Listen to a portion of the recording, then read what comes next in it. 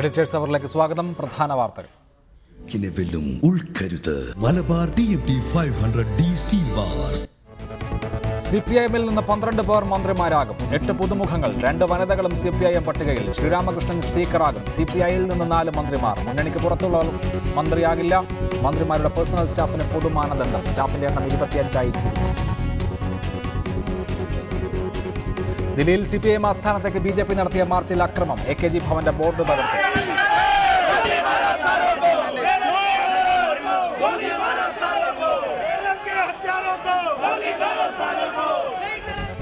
BJP പ്രവർത്തകരെ CPIM ആക്രമിക്കുന്നുവെന്ന് രാഷ്ട്രപതിക്ക് BJPയുടെ പരാതി. BJP കേരളത്തിലെ ജനവിധിയെ മാനിക്കുന്നില്ലെന്ന് യെച്ചൂരി. കണ്ണൂരിൽ CPIM പ്രവർത്തകന്റെ കൊലപാതകത്തിൽ BJPക്ക് പങ്കില്ലെന്ന് കുമ്മനം. തെരഞ്ഞെടുപ്പ് ഫലത്തിൽ നിരാശരായി RSS സംസ്ഥാനത്ത് വ്യാപക അക്രമം അഴിച്ചുവിടുന്നുവെന്ന് കോടിയേരി.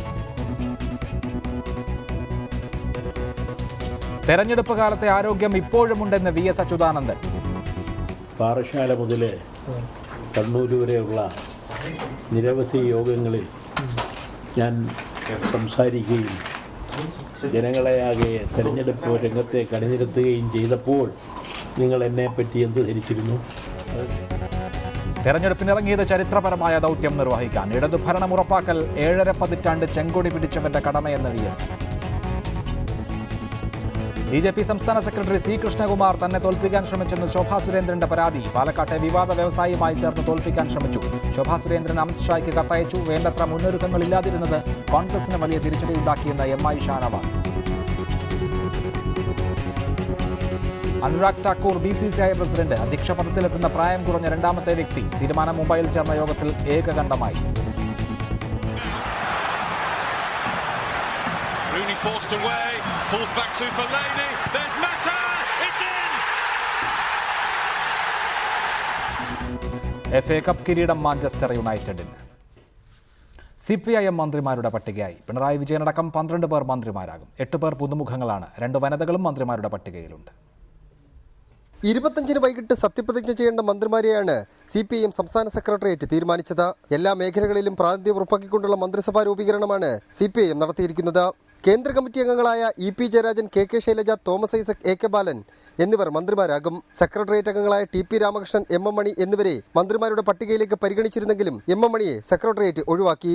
അമ്പലപ്പുഴയിൽ നിന്ന് ജയിച്ച G. സുധാകരൻ പിണറായി മന്ത്രിസഭയിൽ അംഗമാകും. ജില്ലാ സെക്രട്ടറിമാരായിരുന്ന AC മൊയ്തീൻ, കടകംപള്ളി സുരേന്ദ്രൻ എന്നിവരെ മന്ത്രിമാരാക്കാൻ CPIM തീരുമാനിച്ചു. CPIM സ്വതന്ത്രനായി മത്സരിച്ച് ജയിച്ച KT Jaleel, Thrissur Puthukkad MLA C. Ravindranath എന്നിവരെയും മന്ത്രിസഭയിൽ ഉൾപ്പെടുത്താൻ ധാരണയായിട്ടുണ്ട്.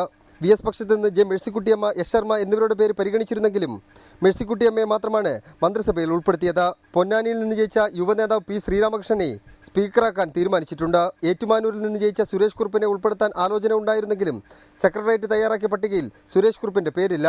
സംസ്ഥാന സെക്രട്ടേറിയറ്റ് തയ്യാറാക്കിയ ഈ പട്ടികയ്ക്ക് അന്തിമ അംഗീകാരം നൽകേണ്ടത് നാളെ ചേരുന്ന സംസ്ഥാന സമിതി യോഗമാണ്. അതുകൊണ്ട് തന്നെ പട്ടികയിൽ മാറ്റം വരാനുള്ള സാധ്യത തള്ളിക്കളയണ്ട. 11 മന്ത്രിമാരുടെ പട്ടികയിൽ 8 പേർ പുതുമുഖങ്ങളാണ്. ഇതിൽ 2 വനിതകളും ഇടം പിടിച്ചിട്ടുണ്ട്. സേഫ് സൈനുലാബ്ദീൻ, റിപ്പോർട്ടർ, തിരുവനന്തപുരം. ചർച്ചയിൽ Shri NM Pearson, Shri T. Siddique, Shri MT Ramesh, Shri A. Rahim എന്നിവരാണ് പങ്കെടുക്കുന്നത്. ആദ്യം Shri NM Pearson. EP Jayarajan, KK Shailaja, AK Balan, Thomas Isaac, G. Sudhakaran, J. Mercykuttyamma, TP Ramakrishnan, C. Raveendranath, KT Jaleel, Kadakampally Surendran, AC Moideen എന്നിവരായിരിക്കും CPIM-ന്റെ മന്ത്രിമാർ എന്നാണ് നമ്മൾ മനസ്സിലാക്കേണ്ടത്. സെക്രട്ടേറിയറ്റ് ഈ പേരുകളാണ് തീരുമാനിച്ചത്. നാളെ സംസ്ഥാന സമിതി അത് പൂർണ്ണമായി അംഗീകരിച്ചാൽ ഇവരായിരിക്കും മന്ത്രിമാർ. തെരഞ്ഞെടുക്കപ്പെട്ട MLA-മാരിൽ നിന്ന് ഉണ്ടാക്കാൻ പറ്റുന്ന ഏറ്റവും മികച്ച മന്ത്രിമാരുടെ പട്ടികയാണോ ഇത്? അല്ല, CPIM-നെ സംബന്ധിച്ചിടത്തോളം വളരെ വേഗത്തിൽ കാര്യങ്ങൾ നിർവഹിക്കാൻ കഴിയുന്നു എന്നുള്ള ഒരു പ്രത്യേകത ഇത്തവണത്തെ മന്ത്രിസഭാ രൂപീകരണത്തിനുണ്ട് എന്ന് തന്നെയാണ് കണക്കാക്കുന്നത്. ഏറ്റവും മികച്ച ഒരു പാനൽ എന്നതിനേക്കാൾ അത് വളരെ ശ്രദ്ധേയമായിട്ടുള്ളൊരു പാനലാണ് എന്ന അഭിപ്രായമാണ് എനിക്കുള്ളത്.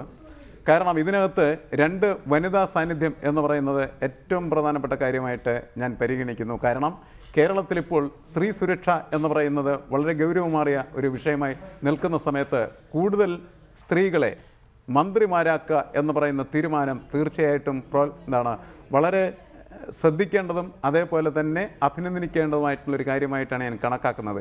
കാരണം ഭരണരംഗത്തേക്ക് കൂടുതൽ സ്ത്രീകളെ കൊണ്ടുവന്നു മാത്രമാണ് നമുക്ക് സ്ത്രീ സമത്വത്തിലേക്ക് എത്തിച്ചേരാനായിട്ട് കഴിയുള്ളൂ. ഇതിനേക്കാൾ കൂടുതൽ സ്ത്രീകൾ മന്ത്രിമാരായി വരുമായിരുന്നെങ്കിൽ നമുക്ക് തീർച്ചയായിട്ടും അത് കുറേം കൂടി സ്വീകാര്യമായിട്ട് തന്നെ കണക്കാക്കാവുന്നതാണ്.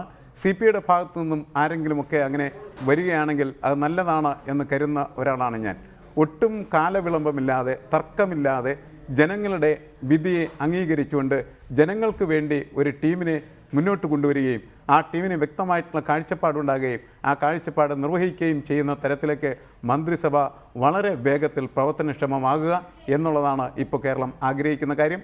അത്തരത്തിലുള്ള ഒരു സമീപനത്തിലേക്കാണ് ഇപ്പോൾ യഥാർത്ഥത്തിൽ മുന്നണി പോയിക്കൊണ്ടിരിക്കുന്നത് എന്ന് തന്നെയാണ് ഞാൻ കരുതുന്നത്. തീർച്ചയായും ഒട്ടും കാലതാമസമില്ലാതെ തർക്കങ്ങളോ അനാവശ്യ ചർച്ചകളോ ഇല്ലാതെ വളരെ പെട്ടെന്ന് ഈ കാര്യങ്ങൾ മുന്നോട്ട് പോകുന്നു എന്നുള്ളതാണ് ഏറ്റവും ശ്രദ്ധേയം. താങ്കൾ സൂചിപ്പിച്ചതുപോലെ ശ്രീ A. റഹീം, പിണറായി വിജയൻ്റെ ടീം തയ്യാറായി കഴിഞ്ഞിരിക്കുന്നു. എല്ലാം ശരിയാക്കാൻ പ്രാപ്തമായ ഒരു ടീമാണോ? എന്താണ് കേരളം പ്രതീക്ഷിക്കേണ്ടത്?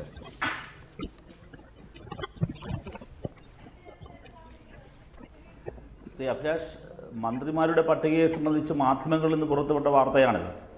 യഥാർത്ഥത്തിൽ CPIMനെ സംബന്ധിച്ചിടത്തോളം അവരുടെ പാർട്ടിയുടെ മന്ത്രിമാരെ തീരുമാനിക്കുന്നത് നാളെയാണ്. നാളെ അതിനുവേണ്ടി ചേരുന്ന പാർട്ടിയുടെ സംസ്ഥാന കമ്മിറ്റി യോഗമാണ് ഇക്കാര്യം ചർച്ച ചെയ്യുക. അതിനുശേഷം വരുന്ന തീരുമാനം മാത്രമേ പാർട്ടിയുടെ ഔദ്യോഗികമായ തീരുമാനവും വിശദീകരണവുമായി നൽകാനാവുകയുള്ളൂ. ഒരു കാര്യം ഉറപ്പാണ്, ഇവിടെ ശ്രീ NMPS നേരത്തെ സൂചിപ്പിച്ചതുപോലെ ഈ ഒരു തർക്കവുമില്ലാതെ തന്നെയാണ് കാര്യങ്ങൾ പോകുന്നത്. തെരഞ്ഞെടുപ്പിനെ നേരിട്ട സന്ദർഭത്തിൽ ഞങ്ങൾക്ക് തർക്കമുണ്ടായിരുന്നില്ല. തെരഞ്ഞെടുപ്പിൻ്റെ ഒരു ഘട്ടത്തിലും അത്തരത്തിൽ യാതൊരു പ്രശ്നവും ഉണ്ടായിരുന്നില്ല. ഒറ്റക്കെട്ടായി UDF സർക്കാർ തകർത്തെറിഞ്ഞ കേരളത്തെ തിരികെ പിടിക്കുക എന്നതിനപ്പുറത്ത് ഒരു ലക്ഷ്യവും തെരഞ്ഞെടുപ്പിൻ്റെ ഘട്ടങ്ങളിലൊന്നും ഞങ്ങൾക്കുണ്ടായിരുന്നില്ല. അതിൻ്റെ ഭാഗമായിട്ടാണ് വലിയൊരു ഭൂരിപക്ഷം ഞങ്ങൾ പ്രതീക്ഷയ്ക്കപ്പുറത്ത് കേരളം ഇടതുപക്ഷത്തിന് നൽകി. ആ പ്രതീക്ഷയ്ക്ക് അനുസരിച്ച് വരുന്നതിന് ഇടതുപക്ഷ ജനാധിപത്യ മുന്നണി പ്രതിജ്ഞാബദ്ധമാണ്. സ്വാഭാവികമായും CPIMും അക്കാര്യത്തിൽ യാതൊരു വിട്ടുവീഴ്ചയും കാണിക്കില്ല. നല്ല ടീമായിരിക്കും. വരാൻ പോകുന്നത് അഴിമതിരഹിതമായൊരു ഭരണമായിരിക്കും. കാര്യക്ഷമതയുള്ളവരായിരിക്കും മന്ത്രിസ്ഥാനങ്ങളിലേക്ക് വരിക. ഏറ്റവും മികച്ച കാര്യക്ഷമതയുള്ളവർ, അവരുമായി ബന്ധപ്പെട്ട് നിൽക്കുന്ന വകുപ്പുകൾ, അങ്ങനെ വളരെ നല്ല രീതിയിൽ വരാൻ പോകുന്ന കേരളം ആഗ്രഹിച്ച പ്രകടന പത്രികയിൽ ഇടതുപക്ഷ ജനാധിപത്യ മുന്നണി മുന്നോട്ട് വെച്ച ഓരോ കാര്യവും ജനങ്ങൾക്ക് നൽകുന്നതിന് വേണ്ടി ഒരു ദിവസം പോലും വൈകാതെ ഭരണത്തിൽ ഇടപെടുന്നതിനുള്ള ഒരു നല്ല ടീം തന്നെയായിരിക്കും കേരളത്തിന് ഇടതുപക്ഷം സമ്മാനമായി നൽകാൻ പോകുന്നത് എന്ന കാര്യത്തിൽ യാതൊരു നല്ല ടീമായിരിക്കുമെന്നാണ് പ്രതീക്ഷ. ശ്രീ NMPS ചില ഘട്ടങ്ങളിലെങ്കിലും ഈ മന്ത്രിസഭാ രൂപീകരണത്തിൽ പല തരത്തിലുള്ള താല്പര്യങ്ങൾ നമ്മൾ പ്രതീക്ഷിക്കുന്നത് കണ്ടിട്ടുണ്ട്. പെരുന്നയിൽ നിന്നുള്ള ഒരു ലിസ്റ്റ്, കണിച്ചുകുളങ്ങരയിൽ നിന്നുള്ള ലിസ്റ്റ്, വിവിധ രൂപത ആസ്ഥാനങ്ങളിൽ നിന്നുള്ള ലിസ്റ്റ്, മറ്റ് ഗ്രൂപ്പ് താല്പര്യങ്ങളുടെ ലിസ്റ്റ്, ഇതൊക്കെ സോർട്ട് ചെയ്ത് ഒരു പട്ടിക ഉണ്ടാക്കുക, എല്ലാവരുടെയും താല്പര്യം സംരക്ഷിക്കുക, ഞങ്ങൾ സന്തുലിതത്വം പാലിച്ചു എന്ന് അവകാശപ്പെടുക, ഇതൊക്കെ സാധാരണഗതിയിൽ സമയമെടുക്കാറുണ്ട്. ഇടതുമുന്നണി ഇത്തരം പരിഗണനകൾ കഴിഞ്ഞ തവണയും കാര്യമായി കൊടുത്തില്ല, ഇത്തവണ തീരെ ഉണ്ടായിട്ടില്ല എന്നുള്ളത് അല്പസ്വല്പം പ്രാദേശിക സന്തുലനം എന്നതിനപ്പുറത്ത് മറ്റ് കാര്യങ്ങളിലൊന്നും വലിയ ഊന്നൽ കൊടുത്തിട്ടില്ല എന്നുള്ളത് സ്വാഗതാർഹമല്ലേ? അല്ല, തീർച്ചയായിട്ടും എനിക്ക് തോന്നുന്നൊരു ഏറ്റവും പ്രധാനപ്പെട്ട കാര്യം എന്ന് പറയുന്നത് അങ്ങനെയല്ല സമൂഹത്തിൻ്റെ കാര്യങ്ങൾ പരിഗണിക്കേണ്ടത് എന്നുള്ളതാണ്. അതായത് പെരുന്നയിൽ നിന്ന് വരുന്നതോ അല്ലെങ്കിൽ പള്ളിയിൽ നിന്ന് വരുന്നതോ അല്ലെങ്കിൽ കണിച്ചുകുളങ്ങരയിൽ നിന്ന് വരുന്നതോ അതല്ലെങ്കിൽ പാർട്ടിക്കകത്തുള്ള വിഭാഗത്തിൽ നിന്ന് വരുന്നതായിട്ടുള്ള കാര്യങ്ങളെ സമരസപ്പെടുത്തുന്നതിന് വേണ്ടിയുള്ള ഒത്തുതീർപ്പുകളല്ല യഥാർത്ഥത്തിൽ സമൂഹത്തിൻ്റെ പ്രശ്നങ്ങൾ പരിഹരിക്കാനായിട്ട് നിർദ്ദേശിക്കാനായിട്ട് വെക്കേണ്ടത്. സമൂഹത്തിൻ്റെ പ്രശ്നങ്ങൾ പഠിച്ച് അത് പരിഹരിക്കുന്നതിന് വേണ്ടി പാർട്ടി ഒരു ടീമിനെ നിശ്ചയിക്കുകയും ആ ടീം അത് കൃത്യമായിട്ട് നിർവഹിക്കുകയും ചെയ്താൽ ഒരു കമ്മ്യൂണിസ്റ്റ് ഭരണകൂടത്തിൻ്റെ സ്വഭാവ സവിശേഷത അതിനെ ആർജിക്കാനായിട്ട് കഴിയും. അത്തരത്തിലേക്ക് അതിനെ കൊണ്ടുപോകാനായിട്ട് കഴിഞ്ഞാൽ മാത്രമാണ് അത് വലിയ വിജയമായിട്ട് മാറിത്തീരുകയുള്ളൂ. അതിലേക്കുള്ള കാൽവെപ്പാണ് ഇപ്പോൾ പോകുന്നത്. ഒരു കാരണവശാലും മതശക്തികളുടെ തീരുമാനങ്ങൾ പിന്നാമ്പുറങ്ങളിലൂടെ ഇതിലേക്ക് കടന്നു വരാതിരിക്കാനായിട്ടുള്ള ശ്രദ്ധ തീർച്ചയായിട്ടും പാർട്ടി എടുക്കേണ്ടത് ഈ കാലഘട്ടത്തിൻ്റെ ആവശ്യമാണ്. കാരണം കേരളം ഇപ്പോൾ വലിയ തരത്തിൽ വർഗീയമായിട്ടുള്ള വിക്ഷുബ്ധതകളിലേക്ക് വഴുതി പോയിക്കൊണ്ടിരിക്കുകയാണ് ചെയ്യുന്നത്. അതിൽ വളരെ കരുത്തമായിട്ടുള്ള ഒരു നിലപാടെടുത്താൽ മാത്രമാണ് അത് പിടിച്ചു നിർത്താനായിട്ട് കഴിയുള്ളൂ. ഏത് ടീമായാലും പാർട്ടി എടുക്കുന്ന തീരുമാനം അല്ലെങ്കിൽ മുന്നണിയുടെ നയം അത് നടപ്പിലാക്കുക എന്ന് പറയുന്ന ചുമതല മാത്രമാണ് അവർ നിർവഹിക്കേണ്ടത്. അവരാ രീതിയിൽ നിർവഹിക്കണം. അതുപോലെ തന്നെ ഉദ്ഘാടനത്തിനും അതുപോലെ തന്നെ ആഡംബരത്തിനും ഒക്കെ ഓടി നടക്കുന്ന ടീമല്ല വേണ്ടത്. മന്ത്രിസഭ എന്ന് പറയുന്നത് പ്രവർത്തന സജ്ജമായിട്ടുള്ള ഒരു സംവിധാനമായിട്ടാണ് മാറിത്തീരേണ്ടത്. അങ്ങനെ മാറിയാൽ തീർച്ചയായിട്ടും കേരളത്തിൽ വളരെ നല്ല കാര്യങ്ങൾ ചെയ്യാനായിട്ട് പുതിയ മന്ത്രിസഭയ്ക്ക് കഴിയും. റൈറ്റ്. ശ്രീ MT രമേശ്, ഒന്ന് തെരഞ്ഞെടുപ്പിന് ശേഷം കൂടുതൽ സീറ്റ് കിട്ടിയ മുന്നണിയെ സംബന്ധിച്ച് മുഖ്യമന്ത്രിയെ തീരുമാനിക്കാനോ മന്ത്രിമാരെ തീരുമാനിക്കാനോ കാലതാമസം നേരിടുന്നില്ല. അനാവശ്യമായ ചർച്ചകളും വിഴുപ്പലക്കലുകളും വിവാദങ്ങളും കാര്യമായി ഉണ്ടാകുന്നില്ല. കാര്യങ്ങൾ പെട്ടെന്ന് മുന്നോട്ട് പോകുന്നു. ജനവിധിയുടെ അർത്ഥം പൂർണ്ണമായും ഉൾക്കൊണ്ടുകൊണ്ട് അത് മനസ്സിലാക്കിക്കൊണ്ട് ഇടതുമുന്നണി പ്രവർത്തിക്കുന്നു എന്നാണോ പുറത്തുള്ളവർ നിരീക്ഷിക്കേണ്ടത്?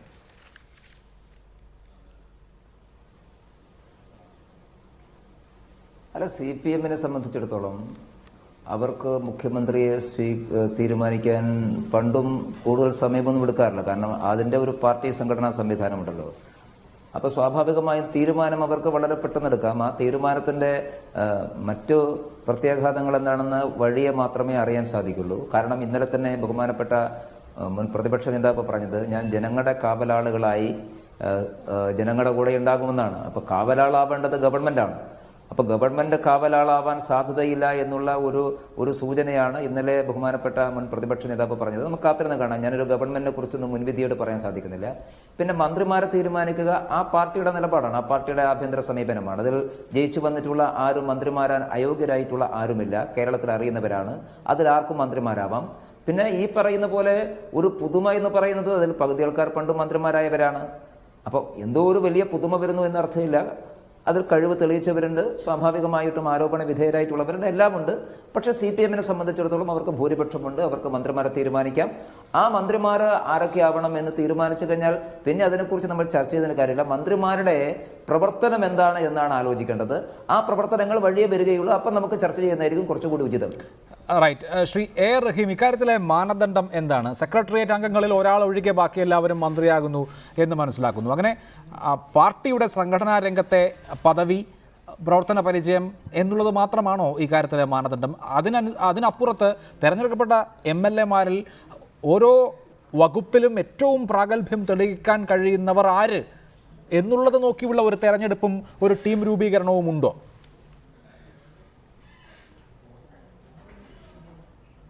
ശ്രീ അഭിലാഷ്, ഞാൻ നേരത്തെ സൂചിപ്പിച്ചു, ഞങ്ങളുടെ ഔദ്യോഗികമായ തീരുമാനം വന്നിട്ടില്ല.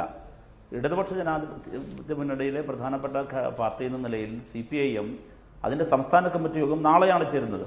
അതിനു മുമ്പ് മാധ്യമങ്ങൾ പുറത്തുവിട്ട വാർത്തകളോട് ഇത്തരത്തിലൊരു പ്രതികരണം നടത്തുക ഉചിതമല്ല. നിങ്ങൾ നോക്കൂ, കഴിഞ്ഞ VS മന്ത്രിസഭയിൽ അംഗമായിരുന്ന ഏത് മന്ത്രിയാണ് പെർഫോമൻസിൽ പിറകിൽ നിന്നത്? ഏറ്റവും നല്ല എഫിഷ്യൻ്റായ ഒരു ടീമായിരുന്നില്ലേ? അഴിമതിരഹിതമായൊരു ഭരണം, ഏറ്റവും എഫിഷ്യൻ്റായ ഒരു ഭരണം കേരളത്തിന് സമ്മാനിച്ചു.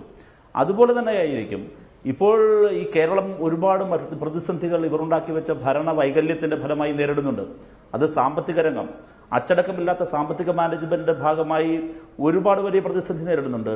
വികസന രംഗത്ത് ഒരുപാട് പ്രശ്നങ്ങളുണ്ട്. യുവാക്കളുടെ തൊഴിൽ നിയമന നിരോധനവുമായി ബന്ധപ്പെട്ട പ്രശ്നങ്ങളുണ്ട്. അപ്പോൾ വിഭവസമാഹരണത്തിലുൾപ്പെടെ ഇടതുപക്ഷ ജനാധിപത്യ മുന്നണി ഞങ്ങളുടെ പ്രഖ്യാപിത കാഴ്ചപ്പാടിൽ നിന്നുകൊണ്ട് ശക്തമായി മുന്നോട്ട് പോകും. അതിനാണ് ഞങ്ങൾക്ക് മാൻഡേറ്റ് ലഭിച്ചത്. ഒരു സംശയവും വേണ്ട. അതിനുതകുന്ന ഒരു ടീം തന്നെയായിരിക്കും വരാൻ പോകുന്നത്. മാൻഡേറ്റിനെ ഉൾക്കൊണ്ടുകൊണ്ടുള്ള ഒരു ടീമിനെ സ്വാഭാവികമായും വരാൻ സാധിക്കും. ടി സിദ്ദിഖ് ഉണ്ട് കോഴിക്കോട്. ടി സിദ്ദിഖ് കാര്യമായ അസ്വാരസ്യങ്ങളൊന്നുമില്ലാതെ വളരെ വേഗത്തിൽ ഒരു ടീം തയ്യാറാകുന്നുണ്ട് പിണറായി വിജയൻ്റെ നേതൃത്വത്തിൽ. ആ കാര്യത്തിൽ ഏതെങ്കിലുമൊക്കെ സാമുദായിക ശക്തികൾക്ക് ക്ലെയിം വെക്കാനൊട്ടില്ലതാനും. നിങ്ങൾക്ക് നിരാശ ഉണ്ടാക്കുന്നുണ്ടോ ഇക്കാര്യം?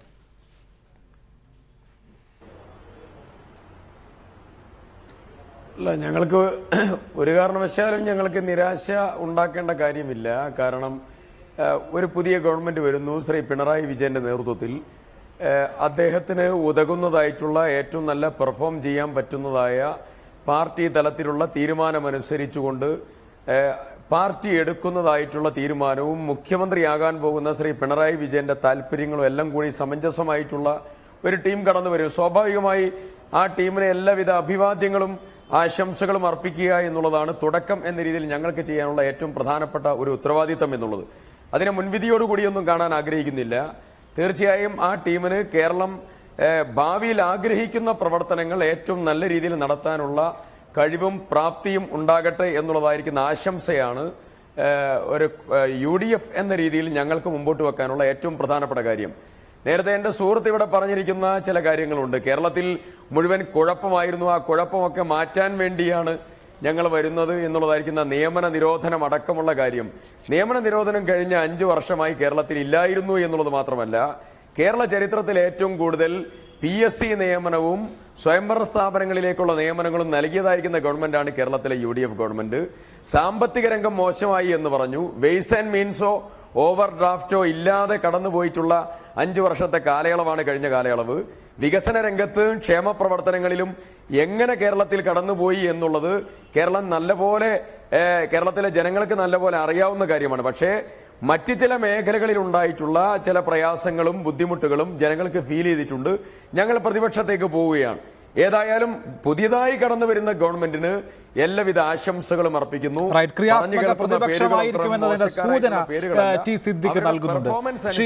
NM പിയേഴ്സൺ, അതിനും ഒക്കെ അപ്പുറത്ത് ഒന്ന് 2 മന്ത്രിമാരെ കൂടി ആകാമായിരുന്നു. 19 മന്ത്രിമാരെ ഉള്ളൂ. അങ്ങനെ ഒരു തീരുമാനം എടുത്തിരിക്കുന്നു. 2 പേഴ്സണൽ സ്റ്റാഫിൻ്റെ എണ്ണം 25-ൽ നിജപ്പെടുത്താം എന്ന് തീരുമാനിച്ചിരിക്കുന്നു. അതുപോലെ തന്നെ ആഡംബരങ്ങൾ അധികം വേണ്ട, സത്യപ്രതിജ്ഞാ ചടങ്ങിനടക്കം എന്ന് തീരുമാനിച്ചിരിക്കുന്നു. അങ്ങനെയൊക്കെ പോസിറ്റീവായി തുടങ്ങാൻ പിണറായി വിജയന് കഴിഞ്ഞിട്ടുണ്ടോ?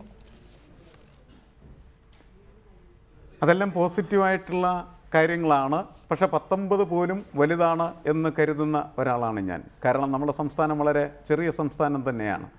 19 മന്ത്രിമാർ എന്ന് പറയുന്നത് കേരളത്തിന് താങ്ങാൻ ബുദ്ധിമുട്ടുള്ള മന്ത്രിസഭ തന്നെയാണെന്ന് കരുതുന്ന ഒരാളാണ് ഞാൻ. അത്രയൊന്നും ചിലവൊന്നും നമ്മൾ യഥാർത്ഥത്തിൽ കേരളത്തിൽ അതിനുവേണ്ടി നടത്താതിരുന്നാൽ കുറച്ചുകൂടി നല്ലതാണ് എന്ന് പോലും എനിക്ക് കരുതാൻ കഴിയും. എങ്കിലും 21 വേണ്ട 19 മതി എന്ന് തീരുമാനിച്ചത് നേരത്തെയുള്ള മന്ത്രിസഭയുടെ തുടർച്ച എന്ന നിലക്ക് മാത്രമേ നമ്മൾ കണക്കാക്കേണ്ടതുള്ളൂ.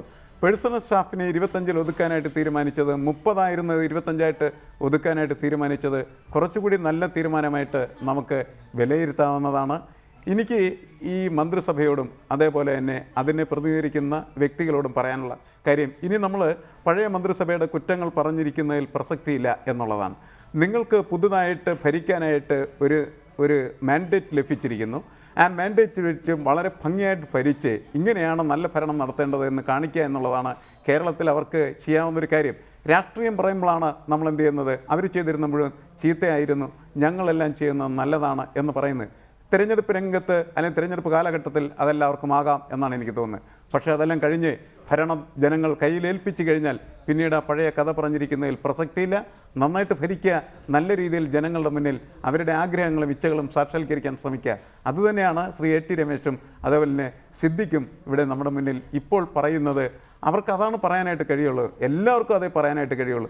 നമ്മളപ്പോൾ പഴംപുരാണങ്ങളെല്ലാം അവസാനിപ്പിച്ച് പുതിയ യുഗത്തിലേക്ക്, പുതിയ രീതിയിലേക്ക്, വളരെ ശാന്തമായൊരു കേരളം, വളരെ പുരോഗമനപരമായിട്ട് ജീവിക്കാൻ പറ്റുന്ന, മലയാളികൾക്ക് മുഴുവൻ അഭിമാനിക്കാൻ പറ്റുന്ന തരത്തിലുള്ള ഭരണത്തിലേക്ക് പോകാനായിട്ട് ഉള്ള വളരെ ക്രിയാത്മകമായിട്ടുള്ള സർഗാത്മകമായിട്ടുള്ള പ്രവർത്തനങ്ങളാണ് ഏറ്റവും പ്രസക്തം എന്നെനിക്ക് തോന്നുന്നു. റൈറ്റ്, അതാണ് ശ്രീ M.T. രമേശ്. പിണറായി വിജയൻ്റെ അടിസ്ഥാനപരമായ വെല്ലുവിളികൾ എന്തൊക്കെയാണ്? തീർച്ചയായും സംസ്ഥാനത്തിൻ്റെ ധനസ്ഥിതി അല്പം മോശമാണ്. കഴിഞ്ഞ സർക്കാരിനെ കുറ്റം പറയുക എന്നതിനപ്പുറത്ത് പ്രവർത്തിച്ചു തുടങ്ങാൻ അങ്ങനെ ഒരു ദുഷ്കരമായ സാമ്പത്തിക സാഹചര്യമുണ്ട് എന്നുള്ളത് യാഥാർത്ഥ്യമാണ്. ഇതിനെ ഏതൊക്കെ തരത്തിൽ അവസരമാക്കിയും വെല്ലുവിളിയാക്കിയും മാറ്റാം എന്ന് താങ്കൾ കരുതുന്നു?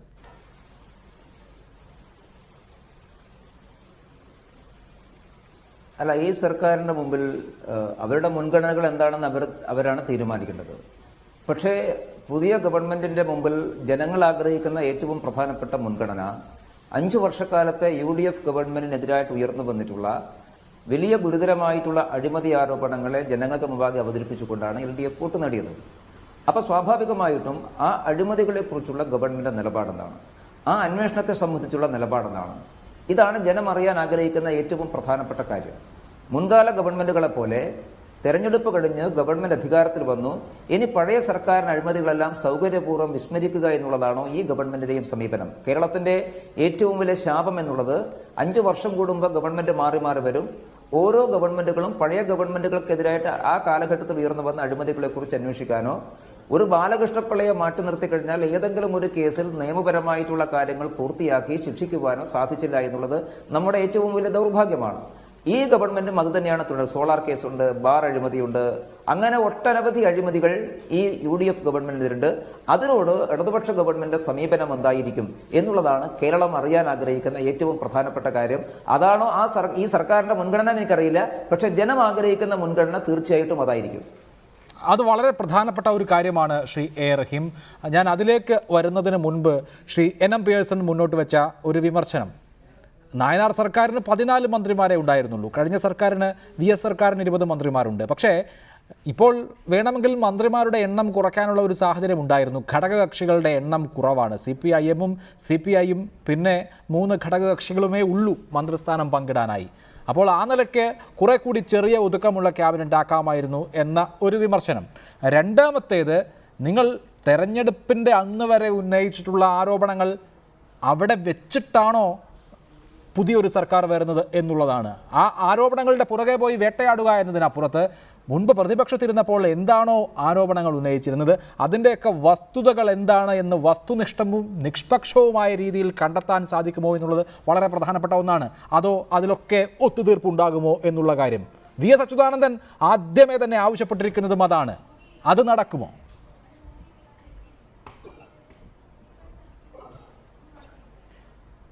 അഴിമതിക്കെതിരായ ഒരു വലിയ ജനവിധിയാണ് ഈ ഞങ്ങളുടെ ഗവൺമെൻറ് രൂപീകരണം.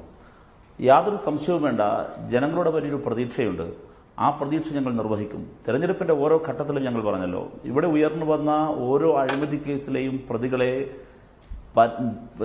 ജയിലിലടയ്ക്കുവാനുള്ള ഇടപെടലുകളുമായി ഞങ്ങൾ പോകും. ശ്രീ MT രമേശ് നേരത്തെ ഇവിടെ സൂചിപ്പിച്ചൊരു കാര്യമുണ്ട്, ബാലകൃഷ്ണപിള്ള മാത്രമാണ് ജയിലിലേക്ക് പോയിട്ടുള്ളത് എന്ന്. നമ്മുടെ അഴിമതി നിരോധന നിയമത്തിൻ്റെ പഴുതുകൾ ഒരുപാടാണ്. അതിനെയെല്ലാം മാറ്റി പുതിയ നിയമങ്ങളും പുതിയ സംവിധാനങ്ങളും ഇവിടെ ഉണ്ടാകേണ്ട ചർച്ചയാണ് യഥാർത്ഥത്തിൽ ഉയർന്നു വരേണ്ടത്. അഴിമതി യാഥാർത്ഥ്യമാണ്, അഴിമതി കണ്ടുപിടിക്കപ്പെടുന്നു. പക്ഷേ അഴിമതി പൂർണ്ണമായി അന്വേഷണം അട്ടിമറിക്കുന്ന ഒരു സാഹചര്യമാണ് കഴിഞ്ഞ UDF സർക്കാരിൻ്റെ കാലത്തുണ്ടായത്. ശ്രീ പിയേഴ്സൺ സൂചിപ്പിച്ചതുപോലെ അക്കാര്യങ്ങൾ പറയാതെ പോകാനാകില്ല ഒരു രാഷ്ട്രീയ പാർട്ടി എന്ന നിലയിൽ ഞങ്ങൾക്ക്. അത് ജനങ്ങളെ ഓർമ്മപ്പെടുത്തേണ്ടതുണ്ട്. അതിൽ നിന്നാണ് ഞങ്ങൾ തെറ്റുകൾ ചെയ്യാതെ മുമ്പോട്ട് പോകാൻ വേണ്ടി പാഠങ്ങൾ ഉൾക്കൊള്ളുന്നതും എന്ന് താങ്കൾ മനസ്സിലാക്കണം. യഥാർത്ഥത്തിൽ കേരളത്തിലെ ജനങ്ങളുടെ മുൻപിൽ ഒരുപാട് അഴിമതികൾ കാണിക്കുകയും ആ അഴിമതി കേസുകളെല്ലാം ലംഘിക്കുകയും ചെയ്ത, എല്ലാ കേസുകളും അട്ടിമറിക്കുകയും ചെയ്ത ഒരു സമീപനമായിരുന്നു ഉമ്മൻചാണ്ടി സർക്കാർ സ്വീകരിച്ചത്. പക്ഷേ ഞങ്ങൾ അങ്ങനെ ആയിരിക്കില്ല. അഴിമതിരഹിതമായൊരു ഭരണം, കേരളത്തിൻ്റെ സിവിൽ സർവീസ് സംവിധാനം ഒന്നാകെ ഞങ്ങൾ അഴിമതി വിമുക്തമാക്കും. മുൻപ് ഞങ്ങൾക്ക് ഉദാഹരണങ്ങളുണ്ട്. സഖാവ് TM തോമസ് ഐസക്കിൻ്റെ കാലത്താണ്, നിങ്ങൾക്ക് ഓർമ്മയുണ്ടാകും, മുഴുവൻ ചെക്ക് പോസ്റ്റുകളെയും അഴിമതി വിമുക്തമാക്കിക്കൊണ്ടായിരുന്നു ഞങ്ങളുടെ ഭരണം അന്ന് ആരംഭിച്ചത്. അതിൻ്റെ ഫലമായിട്ടായിരുന്നു നികുതി ചോർച്ച തടയാനായത്. ഏറ്റവും അധികം സർക്കാർ ജീവനക്കാർ എന്ന് പെൻഷൻ പെട്ടിപ്പോയ കാലത്തും ഖജനാവിനൊരു കേടുമില്ലാതെ മുൻപോട്ട് പോകാനായത്. ആ കാലഘട്ടത്തിൽ തന്നെയാണ് ഗ്ലോബൽ ഫിനാൻഷ്യൽ ക്രൈസിസ് വന്നത്. അപ്പോഴും ഞങ്ങൾക്ക് ഖജനാവിനെ സ്റ്റേബിലിറ്റിയോടും പിടിച്ചു നിർത്താനായത് നികുതി വരുമാനത്തിൻ്റെ ചോർച്ച തടയാനും അഴിമതി വിമുക്തമാക്കാനും സാധിച്ചതുകൊണ്ടാണ്. അതുകൊണ്ട് മെച്ചപ്പെട്ട ഭരണം കേരളത്തിൽ സമർപ്പിക്കാനാകണമെങ്കിൽ രാഷ്ട്രീയ തലത്തിലെ അഴിമതി ഇല്ലാതാക്കുക എന്ന രാഷ്ട്രീയ ഇച്ഛാശക്തിക്ക് പുറമേ തന്നെ സിവിൽ സർവീസിനെ പൂർണ്ണമായും അഴിമതി വിമുക്തമാക്കണം. ഇടതുപക്ഷ ജനാധിപത്യ മുന്നണി ഇക്കാര്യത്തിൽ പ്രതിജ്ഞാബദ്ധമാണ്. ഞങ്ങൾ കൂടുതൽ ശക്തമായി ഒരു സർക്കാർ ഓഫീസിനെ പോലും അഴിമതിയിൽ എറിഞ്ഞുകൊടുക്കാൻ നിൽക്കാതെ ശക്തമായ നിലപാടെടുക്കും എന്നുള്ളതാണ് അക്കാര്യത്തിൽ താങ്കൾക്ക് പറയാനുള്ളത്. ശ്രീ T സിദ്ദിഖ്, സാധാരണഗതിയിൽ മാറി മാറി വരുന്ന സർക്കാരുകൾ വൈരനിര്യാതന ബുദ്ധിയോടുകൂടി പെരുമാറാറില്ല, ചുരുക്കം ചില ഉദാഹരണങ്ങൾ മാറ്റി നിർത്തിയാൽ. പക്ഷേ നിങ്ങളുടെ സർക്കാരിൻ്റെ കാലത്ത്, ഇപ്പോഴുള്ള സർക്കാരിൻ്റെ കാലത്ത് അതിനിശ്ചിതമായ ആരോപണങ്ങൾ നേരിട്ടിരുന്നു. അതിൽ അവകാശപ്പെടുന്നത് പോലെ കേസുകളൊന്നുമില്ലാത്തത് ഈ സംവിധാനം വളരെ ഫലപ്രദമായി സപ്പോർട്ട് ചെയ്തതുകൊണ്ടാണ്, സഹായിച്ചതുകൊണ്ടാണ് എന്ന ആരോപണമുണ്ടായിരുന്നു. പുതിയൊരു സർക്കാർ അധികാരമേൽക്കുകയാണ് ബുധനാഴ്ച. ഈ കേസുകളിലൊക്കെ ശരിയാവണ്ണം അന്വേഷണം നടന്നാൽ ബുദ്ധിമുട്ടുണ്ടാക്കുമോ അത് നിങ്ങൾക്ക്?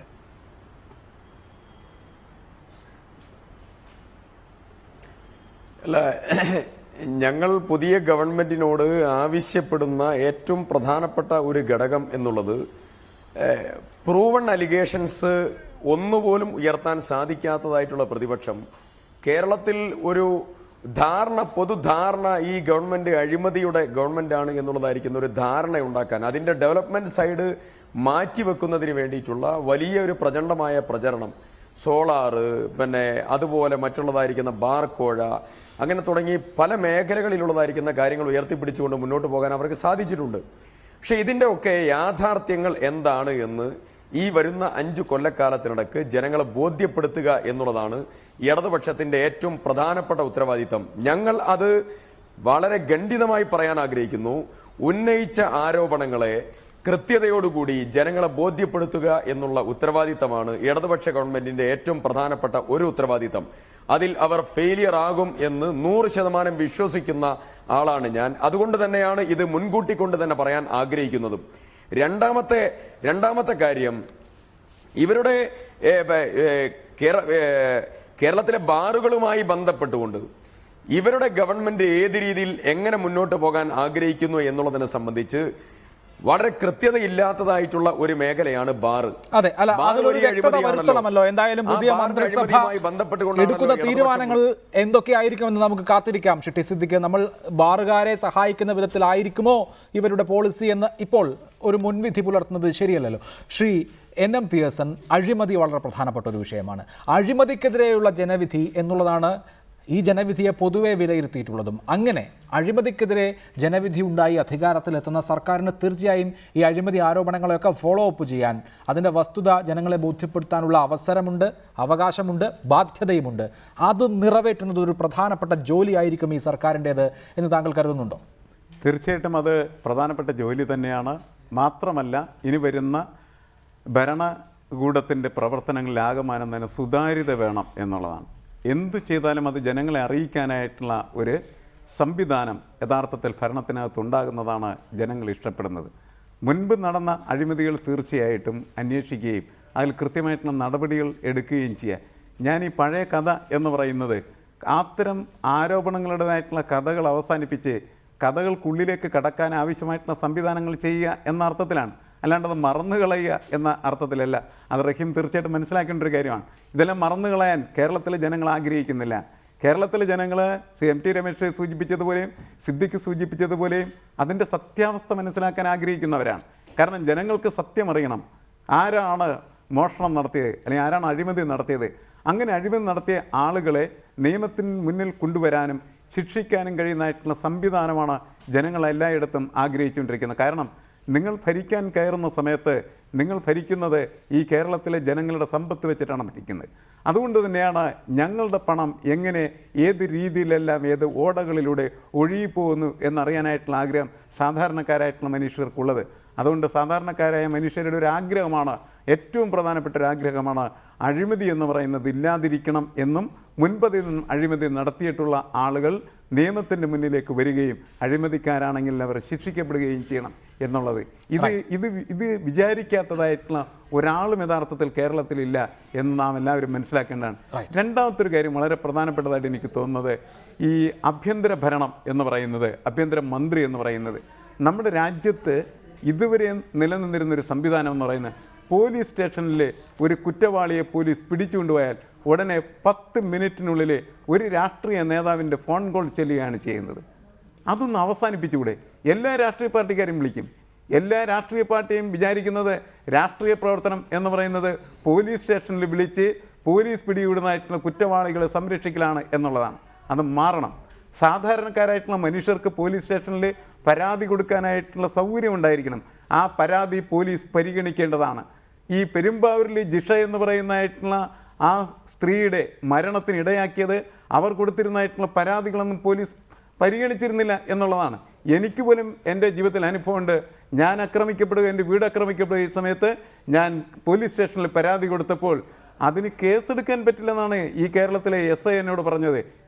ഞങ്ങളെപ്പോലുള്ള ആളുകൾക്ക് പോലും ആ തരത്തിലാണ് എല്ലാ കാലത്തും ഈ എല്ലാ ഭരണമുള്ള സമയത്തും സംഭവിച്ചുകൊണ്ടിരിക്കുന്നത്. അതുകൊണ്ട് ഈ പോലീസ് സ്റ്റേഷൻ എന്ന് പറയുന്നത് കേരളത്തിലെ സാധാരണ ജനങ്ങൾക്ക് കടന്നു ചെല്ലാൻ പറ്റുന്നതും അവരെ ഭയപ്പെടുത്താതിരിക്കുന്നു. അവിടെ ഇരിക്കുന്ന SIയും അതേപോലെ പോലീസുകാരും ഒക്കെ സാധാരണക്കാരായിട്ടുള്ള ആളുകളുടെ അപ്പനും അമ്മയ്ക്കും വിളിക്കലാണ് അവൻ്റെ പ്രധാനപ്പെട്ട ജോലി എന്ന് പറയുന്നത്. അത് മാറ്റിയെടുക്കണം. സൗകര്യം ഉണ്ടാക്കി കൊടുക്കണം.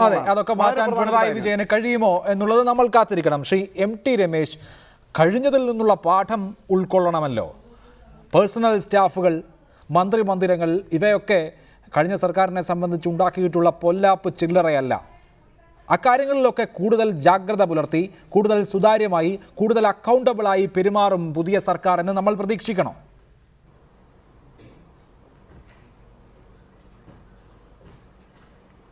അല്ല, നമ്മൾക്ക് പ്രതീക്ഷിക്കാം. അങ്ങനെ ആവണമെന്നാണ് എല്ലാവരുടെയും ആഗ്രഹം. പക്ഷേ സാധാരണ നിലക്ക് CPM-നെ സംബന്ധിച്ചിടത്തോളം മന്ത്രിമാരുടെ പേഴ്സണൽ സ്റ്റാഫിൽപ്പെട്ടവരൊക്കെ തീരുമാനിക്കുന്നവരുടെ പാർട്ടി ഘടകങ്ങൾ തന്നെയാണ്. അതുകൊണ്ട് സ്വാഭാവികമായിട്ടും പാർട്ടിയോടവർക്ക് വിധേയത്വം ഉണ്ടാകും. പാർട്ടിക്ക് അറിയുന്ന ആൾക്കാരായിരിക്കും. അതുകൊണ്ട് മുൻകാലങ്ങളിൽ അങ്ങനത്തെ വലിയ പ്രശ്നങ്ങളൊന്നും വന്നിട്ടില്ല. പക്ഷേ പുതിയ കാലഘട്ടമാണ്, നമുക്കറിയില്ല, നമുക്ക് കാത്തിരുന്ന് കാണാം. ഞാൻ പറഞ്ഞല്ലോ അഭിലാഷേ, ഒരു പുതിയ ഗവൺമെൻറ് വന്നിരിക്കുന്നു. ഞാൻ ആ സർക്കാരിനെ കുറിച്ച് മുൻവിധിയോടുകൂടി ഒന്നും പറയുന്നില്ല. കേരളത്തിലെ ജനം നല്ല ഭൂരിപക്ഷം നൽകി ആ സർക്കാർ അധികാരം ഏറ്റെടുത്തിരിക്കുന്നു. നമുക്ക് ആകെയുള്ളത് പഴയകാല LDF ഭരണകൂടങ്ങളുടെ ഒരു അനുഭവം നമ്മുടെ മുമ്പിലുണ്ട്. ആ അനുഭവം കേരളത്തിലെ ജനങ്ങൾക്ക് നല്ല അനുഭവമല്ല, മറിച്ചൊരു അനുഭവം ഉണ്ടാക്കാൻ കഴിയട്ടെ എന്ന് നമുക്ക് ആശംസിക്കാം. അങ്ങനെയാണെങ്കിൽ സ്വാഭാവികമായിട്ടും ഈ ഗവൺമെൻറ് മുമ്പോട്ട് പോകാൻ വേണ്ടി സാധിക്കും. അതുകൊണ്ട് കാത്തിരുന്ന് കാണാം എന്നുള്ള നിലപാട് തന്നെയാണ് എന്നെ സംബന്ധിച്ചിടത്തോളം ഞാൻ വെച്ചു പുലർത്തുന്നത്. റൈറ്റ്. അക്കാര്യത്തിൽ ശ്രീ ടി സിദ്ദിഖ്, കാത്തിരുന്ന് കാണാം സ്വാഭാവികമായും. അപ്പോഴും ഇപ്പോൾ ആഭ്യന്തര ഭരണത്തിൻ്റെ കാര്യം ശ്രീ NM പിയേഴ്സൺ സൂചിപ്പിക്കുകയുണ്ടായി. ആ കാര്യങ്ങളിലൊക്കെ കൂടുതൽ അടുക്കും ചിട്ടയുമുള്ള, ബാഹ്യ സ്വാധീനങ്ങൾക്ക് വിധേയമാകാത്ത സുതാര്യമായ ഒരു ഭരണം കാഴ്ചവെക്കാൻ പര്യാപ്തമായ ഒരു ടീമല്ലേ ഇത്? മുൻകാലങ്ങളിൽ നിന്ന്, അതായത് LDFൻ്റെ കാലത്തു നിന്നും UDFൻ്റെ കാലത്തു നിന്നും എടുത്തിട്ടുള്ള ഒട്ടേറെ പാഠങ്ങളുണ്ട്. ഇപ്പോൾ കൂടുതൽ വിലയിരുത്തലുകൾക്ക് വിധേയമാകും ഏത് പൊതുസംവിധാനമായാലും. സോഷ്യൽ മീഡിയയുടെ കൂടി കാലമാണല്ലോ, ഒന്നും മറയ്ക്കാൻ കഴിയാത്ത കാലം കൂടിയാണ്. അതിനൊക്കെ അനുസൃതമായ വിധത്തിൽ പരുവപ്പെട്ട ഫ്ലെക്സിബിളായ ഒരു ഭരണ സംവിധാനം ഇവിടെ ഉണ്ടാകും എന്ന് താങ്കൾക്ക് തോന്നുന്നുണ്ടോ?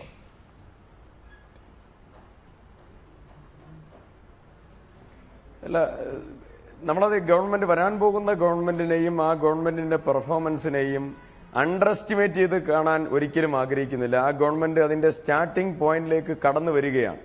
അനുഭവ സമ്പത്തുള്ളതായിരിക്കുന്ന ആളുകളും വളരെ നല്ല രീതിയിൽ പൊതുസമൂഹത്തിൽ ഇൻട്രാക്ട് ചെയ്ത് പോകാൻ കഴിയുന്നതായിട്ടുള്ള ഒരു ടീമുമായിരിക്കും വരിക എന്നുള്ളതായിരിക്കുന്ന പ്രതീക്ഷയാണ് നമ്മൾക്ക് എല്ലാവർക്കും ഉള്ളത്. അതുകൊണ്ട് തന്നെ ആ ടീമിന്റെ പ്രവർത്തനത്തെ അവരുടെ പ്രവർത്തനം അനുസരിച്ചുകൊണ്ട് വിലയിരുത്താനാണ് ആഗ്രഹിക്കുന്നത്. മുൻകൂട്ടി അതിനെ മോശമാകും എന്ന് പ്രതീക്ഷിക്കാൻ ഒരിക്കലും ആഗ്രഹിക്കുന്നില്ല. പക്ഷേ ഒരു കാര്യം നമ്മുടെ മുമ്പിൽ, ഒരു പ്രധാനപ്പെട്ട കാര്യമുണ്ട്. ഭരണത്തിൽ വരുന്നു എന്നുള്ളതായിരിക്കുന്ന ഒരു പ്രതീതി വന്നപ്പോൾ കേരളത്തിൻ്റെ വടക്ക് മുതൽ തെക്ക് വരെയുള്ള മേഖലകളിൽ ഉണ്ടായിട്ടുള്ള രാഷ്ട്രീയമായിട്ടുള്ള സംഘടനകളും അതിനെ തുടർന്ന് അതിൽ പോലീസിന്റെ ഭാഗത്ത് നിന്ന് ഉണ്ടായിട്ടുള്ള സമീപനങ്ങളും ആശങ്കയുളവാക്കുന്നതാണ് എന്നുള്ള കാര്യത്തിൽ പറയാതിരിക്കാൻ ഒരു കാരണവശാലും വയ്യ. അതുകൊണ്ട് തന്നെ അതിലൊക്കെ ജനങ്ങളെ ബോധ്യപ്പെടുത്തുന്ന ഒരു കൃത്യതയോട് കൂടിയിട്ടുള്ള സമീപനം ഗവൺമെന്റിന്റെ ഭാഗത്തുനിന്ന് ഉണ്ടാകും എന്നുള്ളതായിരിക്കുന്ന പ്രതീക്ഷയാണ് ഉള്ളത്. രണ്ടാമത് ഒരു കാര്യമുള്ളത്, ബഹുമാന്യനായ ശ്രീ VS അച്യുതാനന്ദൻ ഇന്ന് പറഞ്ഞിട്ടുള്ള ഒരു കാര്യം, കാവലാളായി ഞാൻ തുടരും എന്നുള്ളത് മാത്രമല്ല, അദ്ദേഹം പറഞ്ഞു എന്നെ മാറ്റി നിർത്തിയത് സംബന്ധിച്ചതായിരിക്കുന്ന ചില പരാമർശങ്ങൾ അദ്ദേഹം നടത്തി. CPIMന്റെ ആഭ്യന്തര കാര്യമാണ്, ഞാൻ അതിലേക്കൊന്നും കടന്നു പോകാൻ ആഗ്രഹിക്കുന്നില്ല. പക്ഷെ ഒരു കാവലാളായി VS അച്യുതാനന്ദൻ നാളെകളിലും ഉണ്ടാകും എന്നുള്ളത് ഒരു ഗവൺമെന്റ്, വരാൻ പോകുന്ന ഗവൺമെന്റിന്റെ പ്രവർത്തനങ്ങളെ വളരെ ഗൗരവത്തോടു കൂടിയും സംശയത്തോടു കൂടിയും VS തന്നെ നിരീക്ഷിക്കാൻ ആഗ്രഹിക്കുന്നു എന്നുള്ളതായിരിക്കുന്ന ഒരു പൊതു വായന അദ്ദേഹത്തിന്റെ സംസാരത്തിൽ നിന്ന് കേരളീയ പൊതുസമൂഹത്തിന് വായിച്ചെടുക്കാൻ സാധിക്കും. അത് പഴയകാല LDF ഗവൺമെന്റിന്റെ പ്രവർത്തനങ്ങളിൽ നിന്നുള്ളതായ ആശങ്കയുടെ ഭാഗമാണത്. കേരളീയ പൊതുസമൂഹം അങ്ങനെ വായിച്ചെടുക്കാൻ ആഗ്രഹിക്കുന്നത്. അതിനപ്പുറം പോകാനുള്ളതായിരിക്കുന്ന ഇച്ഛാശക്തി പ്രകടിപ്പിക്കേണ്ടത് ഗവൺമെന്റിന്റെ ഉത്തരവാദിത്തമാണ്. പ്രതീക്ഷയോടുകൂടിയാണ് കേരളത്തിലെ പൊതുസമൂഹം ഈ ഗവൺമെന്റ് പ്രതീക്ഷയോടുകൂടിയാണ് സർക്കാരിന്റെ കാവലാളാകുമെന്നല്ലോ, കേരളത്തിന്റെ കാവലാളാകും എന്നല്ലേ പറഞ്ഞത്. അദ്ദേഹത്തെ പോലെ അദ്ദേഹത്തിന്റെ സ്റ്റേച്ചറിലുള്ള നേതാക്കളൊക്കെ നമ്മുടെ പൊതുസമൂഹ മനസാക്ഷിയുടെ കാവൽക്കാരായി, അങ്ങനെ ഒരു വഴികാട്ടിയായി നിൽക്കേണ്ടവരുമാണല്ലോ. ശ്രീ റഹീം, ഇടതുമുന്നണി അധികാരത്തിൽ എത്തുന്നതിന് മുൻപ് തന്നെ ഉയരുന്ന ചില ചോദ്യങ്ങൾ ഇപ്പോൾ ക്രമസമാധാന നിലയെക്കുറിച്ച് ഇവിടെ സൂചിപ്പിക്കുകയുണ്ടായി. പിണറായി വിജയൻ സത്യപ്രതിജ്ഞ ചെയ്യുന്നതിന് മുൻപ് തന്നെ ഏരിയ സെക്രട്ടറിമാരും ലോക്കൽ സെക്രട്ടറിമാരും ഭരണം തുടങ്ങിയോ എന്ന സംശയവും ചിലർ പ്രകടിപ്പിക്കുന്നുണ്ട്.